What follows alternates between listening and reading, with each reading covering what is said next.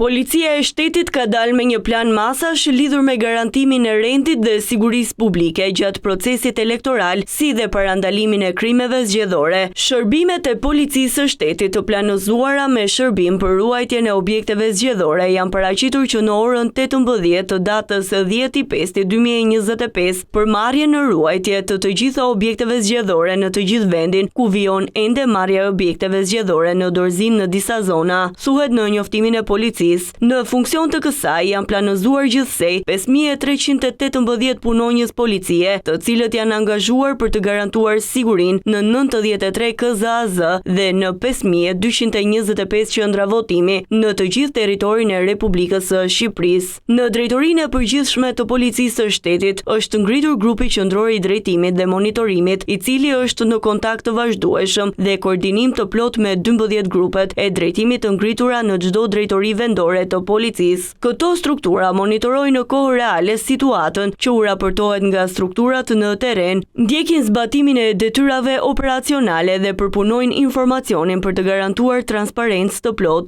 Këtë të diel, e cila është dita e zgjedhjeve me dorëzimin në mëngjes të objekteve që shërbejnë si qendra votimi, punonjësit e policisë do të tërhiqen në vend grumbullimet e përcaktuara dhe do të rikthehen për të bërë shoqërimin e materialeve zgjedhore në drejtim të KZAZ-ve në orën 19, më dati 11/5/2025 në orën 18, shërbimet e policisë do të marrin në ruajtje të gjitha objektet e VNV-ve, ku do të bëhet numërimi i votave dhe shërbimi do të vijojë deri në përfundim të gjithë procesit, thuhet në njoftimin e policisë.